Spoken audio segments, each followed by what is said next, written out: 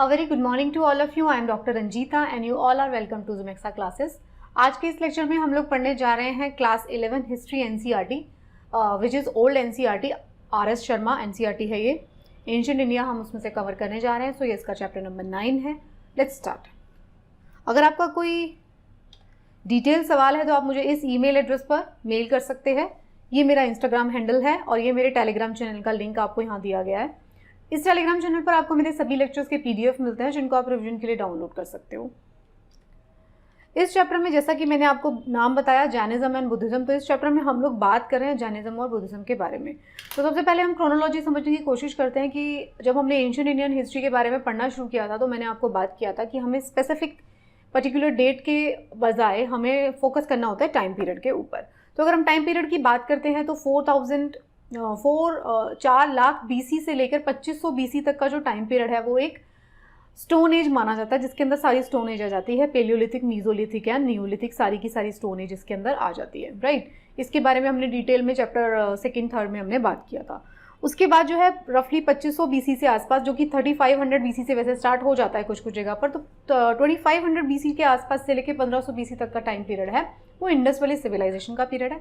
उसके बाद वैदिक पीरियड आता है 1500 से लेके 1000 तक. अर्ली वैदिक पीरियड होता है 1000 से लेके 600 बीसी तक का जो पीरियड होता है वो होता है लेटर वैदिक पीरियड.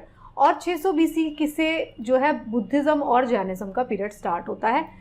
322 बीसी जो है, अब हम एग्जैक्ट डेट्स की बात करना शुरू कर देंगे. 322 बीसी से लेके 185 बीसी तक जो है मौर्यन एज चलती है. उसके बाद हम बात करेंगे ग्रीक इन्वेजन की, गुप्ता पीरियड की बात की जाएगी, हर्षवर्धन की बात की जाएगी, देन राष्ट्रकूटास, चोला एम्पायर्स, ये सारी चीज़ें हम इसमें पढ़ने जा रहे हैं. तो एंशिएंट इंडियन हिस्ट्री की अगर हम बात करते हैं तो आपको क्रोनोलॉजी जो है आपके दिमाग में, किसी भी हिस्ट्री के पोर्शन के लिए बात करें तो क्रोनोलॉजी जो है आपके दिमाग में बैठ जानी चाहिए. तो अब तक के इस चैप्टर में हमने बात किया था कि क्या कारण रहे कि जो है लेटर वैदिक पीरियड खत्म होता है और उसके बाद मतलब खत्म नहीं होता है, मतलब लोग उसको पसंद करना बंद कर देते हैं और बुद्धिज्म और जैनिज्म जो है वो आगे आ जाते हैं. अगर आप बात करें खत्म क्यों नहीं होता, अगर मैं ये वर्ड यूज़ कर रही हूँ तो खत्म इसलिए नहीं हुआ क्योंकि जो वैदिक पीरियड की जो जितनी कुरीतियाँ हैं, चाहे वो कास्ट सिस्टम की बात हो, वर्णा सिस्टम की बात हो या रिचुअल्स की बात हो, तो जिसको हम आज के अपने टाइम पीरियड में भी फॉलो कर रहे हैं. राइट. तो कॉजेज़ क्या थे हमने बात किया. हमने फिर बात किया कि जैनिज्म के फाउंडर कौन है. वर्धमान महावीर जो है he is the founder of Jainism. हमने बात किया कि किस तरीके से जो कारण थे क्षत्रिय और वैश्य शूद्र से जो सारे वर्ग थे सोसाइटी के, उनके अंदर रिसेंटमेंट था, इसके बारे में हम पार्ट 1 ऑफ द चैप्टर में अच्छे से बात कर चुके हैं.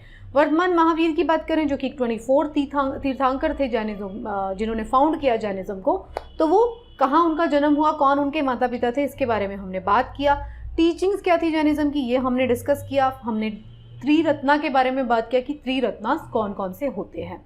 हमने इस चार्ट में देखा कि जो ह्यूमन बॉडी है, इन जो जैनिज्म है उसके अंदर अगर बात की जाए तो उन्होंने गॉड को माना, गॉड के एग्जिस्टेंस को माना, बट जो सोल है, जो जीना है, जो इंडिविजुअल है, उन्होंने उसको भगवान से ऊपर रखा. राइट. तो ये सारी चीज़ें हम पढ़ चुके हैं. अब हम बात करते हैं इस चैप्टर के इस पार्ट में कि स्प्रेड ऑफ जैनिज्म के क्या कारण थे. ऐसा क्या कारण था कि जो जैनिज्म है वो स्प्रेड होता है. तो जैनिज्म जो स्प्रेड होने के कारण जो थे, किस तरीके से स्प्रेड होता है, हम ये बात करेंगे. तो जैनिज्म में भी अगर आप देखेंगे, जब स्टार्टिंग में जैनिज्म स्टार्ट हुआ, जब भगवान महावीर ने जैनिज्म की शुरुआत की, तो भगवान महावीर की मृत्यु के 200 ईयर्स के बाद जो है सूखा पड़ जाता है इंडिया के अंदर, इंडियन सब कॉन्टिनेंट के अंदर. तो वो सूखा पड़ने की वजह से क्या होता है, जो जैनिज्म के फॉलोअर्स थे उनकी एक ब्रांच जो है साउथ में चली जाती है. जो साउथ में जाती है ब्रांच, वो एक भद्रबाहु जो होते हैं उनके लीडर कर्नाटका में चली जाती है, उसकी पेट्रोनेज में साउथ में चली जाती है. स्थूलबाहु जो है वो नॉर्थ में रह जाते हैं. तो फैक्शन 2 में डिवाइड हो जाता है, जिसके बारे में हम यहाँ पे बात करेंगे. श्वेतांबर और दिगंबर सेक्ट में डिवीजन हो जाता है. उससे पहले जो हम बात कर लेते हैं कि जो महावीर जो है उनकी जो टीचिंग्स की कैसी थी, बहुत ऑर्गेनाइज टीचिंग थी, organise by Mahavira, admitted both men and women to preach his teaching in Prakrit. ये सारी बातें हम समझ चुके हैं कि जो ये रिलीजन थे जैनिज्म, और उसके बाद हम बुद्धिज्म की जब बात करेंगे तो हम उसमें एक कॉमन चीज़ ये देखेंगे कि दोनों ही जो रिलीजन थे उन्होंने जो वेल एस्टैब्लिश उस टाइम की लैंग्वेज थी संस्कृत, जो कि आर्यंस लेकर आए थे, उसको डिस्कार्ड करके या उसको डिमिनिश करके या उसको इंपॉर्टेंस ना देके जो लोकल लैंग्वेजेस थे उनको ज़्यादा इंपॉर्टेंस दिया. राइट. तो प्राकृत में इनकी टीचिंग हुआ करती थी. तो जैनिज्म के जितने भी जो आप कहेंगे कि उनके जो आश्रम होते थे उसके अंदर मेन वुमेन दोनों को ही अलाउ था. तो दोनों जा सकते थे, दोनों टीचिंग्स लेते थे. प्राकृत में टीचिंग दी जाती थी, चंद्रगुप्त मौर्य जो कि उस टाइम के एक मौर्य एम्पायर थे, जब 600 के बाद जब हम 300 BC के आसपास पहुंच जाएंगे, उस टाइम की बात हो रही है, तो 300 BC के आसपास जो मौर्य किंग है चंद्रगुप्त मौर्य, उन्होंने जो है जैनिज्म को अडॉप्ट कर लिया। अब जब कोई राजा जैनिज्म को अडॉप्ट करता है या किसी भी धर्म को अडॉप्ट करता है तो उसकी रीच जो है, उसकी जो रिकॉग्निशन है उसके ऊपर ज़्यादा इफेक्ट पड़ता है। लोग उसको बहुत आसानी से समझ जाते हैं और मान लेते हैं क्योंकि इतने पावरफुल पर्सन ने उसको अडॉप्ट कर लिया। तो जैनिज्म के स्प्रेड में जो है चंद्रगुप्त मौर्य का काफ़ी ज़्यादा हाथ रहा है। तो spread of Jainism in Karnataka is attributed to him as the emperor converted to Jainism and gave up the throne. तो उन्होंने राजपाट सब कुछ छोड़ के जैनिज्म को अडॉप्ट कर लिया था। बहुत बड़ा कारण ये भी रहा जैनिज्म के स्प्रेड का। अब क्या हुआ था, जब ग्रेट फेमाइन आया 200 साल के बाद मगध एम्पायर में, तो हुआ क्या, जैन मुनीस थे उन्होंने वहाँ से पलायन कर दिया साउथ की तरफ, माइग्रेटेड टू कर्नाटका। किसकी पेट्रोनजी में या किसकी लीडरशिप में, भद्रबाहु की लीडरशिप में। तो एक ब्रांच जो है मगध एम्पायर को से छोड़ के, क्योंकि वहाँ सूखा पड़ गया था, साउथ इंडिया में चली जाती है कर्नाटका की तरफ, श्रीलंका भी पहुँचती है और ये लोग म्यांमार भी पहुँचते हैं। तो ये जो ब्रांच चली जाती है ये किसके पेट्रोनेज में गई थी, ये भद्रबाहु के पेट्रोनेज में गई थी। तो एक दो से सेक्ट में डिवीजन हो जाता है, श्वेतांबर और दिगंबर। दिगंबर जो है वो साउथ में चले जाते हैं। दिगंबर जो है वो ज़्यादा रिजिड हैं। दिगंबर क्या बोलते हैं कि हमारा जो वस्त्र है वो कौन है, आकाश। कलिंगा जो है उड़ीसा की बात करें तो उड़ीसा में भी किंग ने इसको, खारवेला जो किंग है उन्होंने इसको पेट्रोनेज दिया था इस रिलीजन को। तो जैनिज्म के स्वरमंस होते हैं और मैंने अभी दो बताया, दो सेक्ट में डिवीजन होती है। 200 साल के बाद जब फेमाइन आता है, सूखा पड़ता है, तो दो सेक्ट में डिवीजन हो जाती है, श्वेतांबर और दिगंबर। श्वेतांबर जो होते हैं वो वाइट क्लोथ पहनते हैं, जो कि नॉर्थ में रह गए, किसकी लीडरशिप में, स्थलबाहु की लीडरशिप में। और जो दिगंबर हैं वो साउथ में चले गए, कर्नाटका में, भद्रबाहु की लीडरशिप में, जो कि कोई कपड़े नहीं पहनेंगे और ट्रेडिशनल प्रिंसिपल को फॉलो करेंगे। देखिए, जब आप जैन मुनि को देखेंगे तो आपको दो तरीके के जैन मुनीज दिखाई देते हैं। अगर आप पूरे इंडिया में विजिट किए हैं, अगर आप उन वाले पोर्शंस में भी विजिट किए हैं जहाँ पे दिगंबर जैन जो है वो रहते हैं, तो आप देखेंगे जो दिगंबर जैन होते हैं वो कोई भी क्लोथ पहनना पसंद नहीं करेंगे। उन्होंने आकाश को ही अपना वस्त्र बना दिया। मतलब उन्होंने इतना ज़्यादा त्याग कर दिया है कि आप सोचिए, लग्जरी को तो छोड़ ही दीजिए, उन्होंने अपने खुद के वस्त्र तक त्याग दिए हैं। और वो अपना अभी भी ऐसे ही खाना जो है हाथ में मांग के खा लेते हैं, जो उनको मिलता है बस वही खा लेते हैं।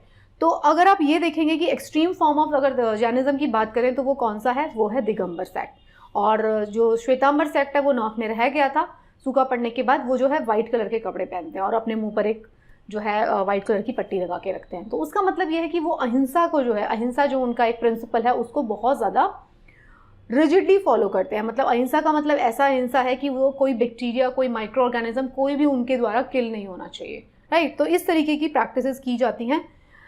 अब अगर हम बात करते हैं तो कंट्रीब्यूशन क्या रहा जैनिज्म का, तो जैनिज्म जब आया तो उसने क्या से कंट्रीब्यूट किया इंडियन सोसाइटी को मोल्ड करने में, चेंजेस लेकर आने में।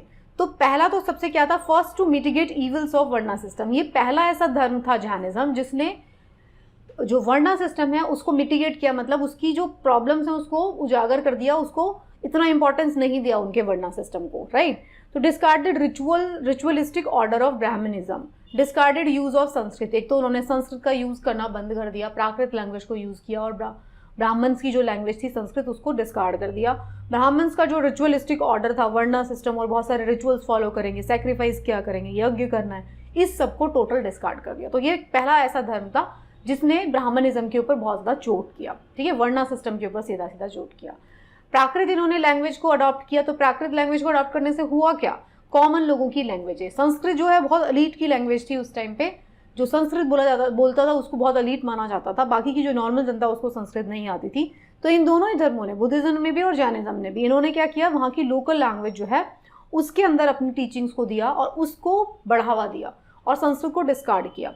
अब जब आप लोकल लैंग्वेज को बढ़ावा देते हो, जो कॉमन लोगों की लैंग्वेज है, तो कॉमन लोग आपकी बात को आसानी से समझ पाते हैं, तो ग्रोथ होती है लैंग्वेज और लिटरेचर की। तो क्योंकि उन्होंने लोकल लैंग्वेज को ज़्यादा बढ़ावा दिया तो उसकी वजह से शौरासनी, मतलब जो मराठी है बाद में, और कन्नड़ जो लैंग्वेज है वो डेवलप होती हैं बाद में, राइट। तो इन्होंने क्या किया, दूसरी लैंग्वेज, प्राकृत लैंग्वेज को बढ़ावा दिया। और क्या किया, जैना लिटरेचर के ऊपर काफ़ी ज़्यादा काम हुआ है। जो भी उनकी स्टोरीज थी, जो भी उनका लिटरेचर था वो लिखा गया और प्राकृत लैंग्वेज में लिखा गया, अर्ध मगधी में, और कंपाइल किया गया 6th सेंचुरी में at Valabhi. Valabhi turn out to be the great centre for learning epic, Purana, novel, drama, ये सारी चीज़ें जो हैं लिखी गई। ये सारी की सारी किस चीज़ के बारे में बताती थी? ये जैनिज्म की टीचिंग्स के बारे में या जैनिज्म से रिलेटेड स्टोरीज के बारे में बताती थी। तो लिटरेचर में भी बहुत ज़्यादा कॉन्ट्रीब्यूशन रहा। और क्या रहा? आर्ट एंड आर्किटेक्चर में कॉन्ट्रीब्यूशन बहुत ज़्यादा रहा। बहुत सारे जो है मंदिर बनवाए गए जो कि जैन मुनियों के मंदिर थे। देखिए स्टार्टिंग में जब महावीर जैन थे उस टाइम पे महावीर जो थे उस टाइम जो है आइडल वर्शिप नहीं किया जाता था, बट उनकी मृत्यु के पश्चात लोगों ने उनकी मूर्तियां बना दी। तो इवेंचुअली जो है आइडोलेटरी वर्शिप जो है शुरू हुआ जैनिज्म में और लेटर ऑन फिर बुद्धिज्म में भी। बट जिस समय महावीर जैन या गौतम बुद्धा रहते थे, मतलब जिस टाइम पे वो जिंदा थे, उस टाइम पे आइडोलेटरी प्रैक्टिस नहीं की जाती थी, लेटर ऑन शुरू हुई।